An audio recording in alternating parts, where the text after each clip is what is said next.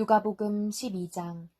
그러는 동안 수천 명의 사람들이 모여들어 서로 밟힐 지경이 됐습니다. 예수께서 먼저 제자들에게 말씀을 시작하셨습니다. 바리새파 사람들의 누룩을 조심하라. 그들의 행위는 위선이다. 감추어진 것이 드러나지 않을 것이 없고 숨겨진 것이 알려지지 않을 것이 없다. 너희가 어둠 속에서 말한 것이 대낮에 들릴 것이고 골방에서 속삭인 것이 지붕 위에서 선포될 것이다. 내 친구들아, 너희에게 내가 말한다. 너희 몸은 죽일 수 있어도 그 후 더 이상 어떻게 할 수 없는 사람들을 두려워하지 말라. 너희가 두려워해야 할 분을 내가 보여주겠다. 몸을 죽인 후에 지옥에 던질 권세를 가진 그분을 두려워하라. 그렇다. 내가 너희에게 말한다. 그분을 두려워하라. 참새 5마리가 이 아사리온에 팔리지 않느냐. 그러나 하나님께서는 그중 참새 1마리까지도 잊지 않으신다. 하나님께서는 진정 너희 머리카락까지도 다 세시는 분이다. 두려워하지 말라. 너희는 많은 참새들보다 더 귀하다. 내가 너희에게 말한다.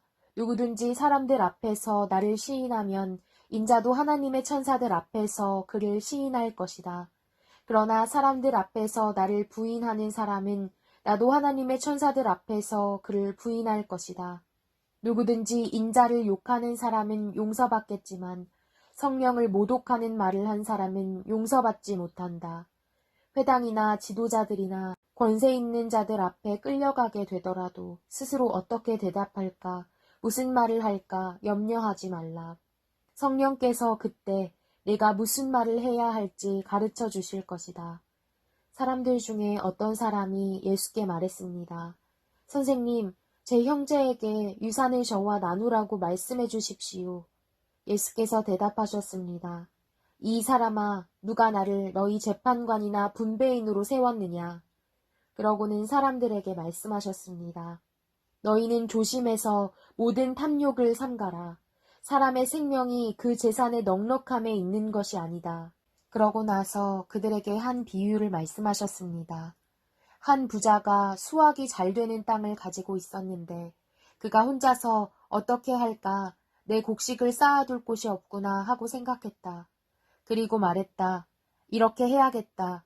지금 있는 창고를 부수고 더 크게 지어 내 모든 곡식과 물건을 거기에 쌓아두어야겠다. 그러고 나서 내 영혼에게 말하겠다. 영혼아, 여러 해 동안 쓸 물건을 많이 쌓아두었으니 편히 쉬고 먹고 마시고 즐겨라. 그러나 하나님께서 그에게 말씀하셨다. 이 어리석은 사람아, 오늘 밤 내 영혼을 내게서 찾을 것이다. 그러면 내가 너를 위해 장만한 것들을 다 누가 갖게 되겠느냐. 자기를 위해 재물을 쌓아두면서도 하나님께 대해 부요하지 못한 사람은 이와 같다. 예수께서 제자들에게 말씀하셨습니다. 그러므로 내가 너희에게 말한다.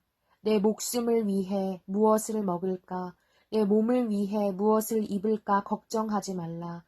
목숨이 음식보다 중요하고 몸이 옷보다 중요한 것이다. 까마귀들을 생각해보라.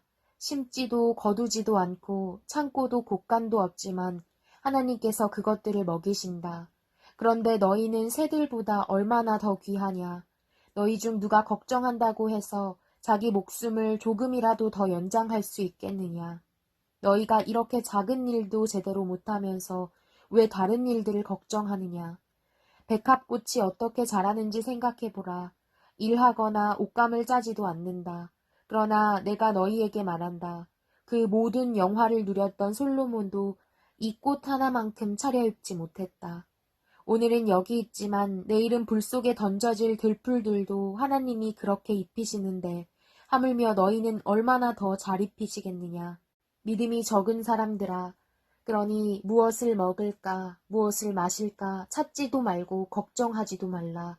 이런 것들은 다 세상 사람들이 추구하는 것이다. 아버지께서는 너희에게 이것들이 필요하다는 것을 아신다. 그러므로 너희는 오직 그분의 나라를 구하라. 그리하면 이런 것들을 너희에게 더해 주실 것이다. 두려워하지 말라. 적은 무리여, 너희 아버지께서 그 나라를 너희에게 주기를 기뻐하신다. 너희 소유를 팔아 자선을 베풀라.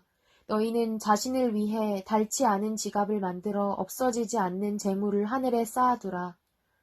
그곳에는 도둑이 들거나 좀먹는 일이 없을 것이다. 너희 재물이 있는 곳에 마음도 가는 법이다. 항상 허리에 띠를 두르고 등불을 켜놓고 있어야 한다. 마치 주인이 결혼잔치에서 돌아와 문을 두드릴 때 곧 열어주려고 대기하고 있는 사람들과 같이 되라. 주인이 돌아와서 종들이 깨어있는 것을 보면 그 종들은 복이 있을 것이다. 내가 진실로 너희에게 말한다. 그 주인은 허리에 띠를 두르고 그 종들을 식탁에 앉힌 다음 곁에 와서 시중을 들 것이다. 만약 주인이 한밤중이나 새벽에 오더라도 깨어있는 종들을 본다면 그 종들은 복이 있을 것이다. 너희는 이것을 알라. 만약 집에 도둑이 언제 들지 알았더라면 집주인은 도둑이 집에 들어오지 못하게 할 것이다. 그러므로 너희도 준비하고 있어야 한다. 인자가 생각지도 않을 때 올 것이기 때문이다. 베드로가 물었습니다. 주여, 이 비유를 저희에게 하신 것입니까? 아니면 모든 사람에게 하신 것입니까? 주께서 대답하셨습니다. 누가 신실하고 지혜로운 종이겠느냐?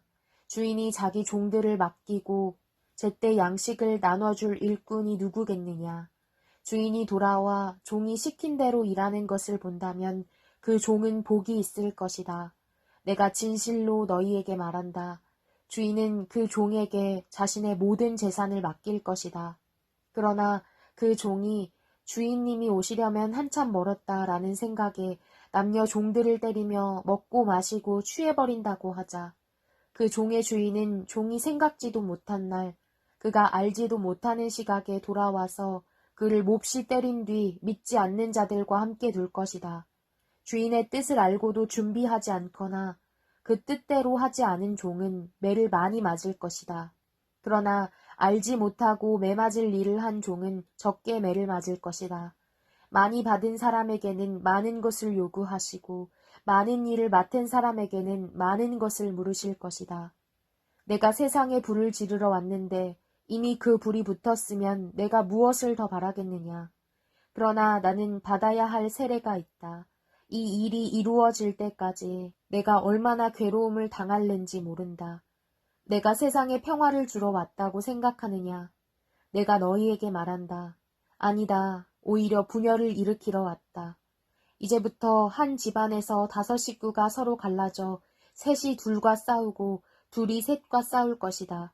그들은 갈라져 부자지간에 모녀간에 고부간에 서로 대립할 것이다. 예수께서 사람들에게 말씀하셨습니다. 너희는 구름이 서쪽에서 일어나는 것을 보면 즉시 폭우가 오겠구나라고 말한다. 그리고 그렇게 된다. 바람이 남쪽에서 불면 날씨가 덥겠구나라고 한다. 그리고 그렇게 된다. 위선자들아, 너희가 땅과 하늘의 기상은 분간할 줄 알면서 어떻게 지금 이 시대는 분간할 줄 모르느냐? 어찌해서 너희는 무엇이 옳은지 스스로 판단하지 못하느냐? 너를 고소하는 사람과 함께 관원에게 가게 되거든 너는 도중에 그 사람과 화해하도록 최선을 다하여라.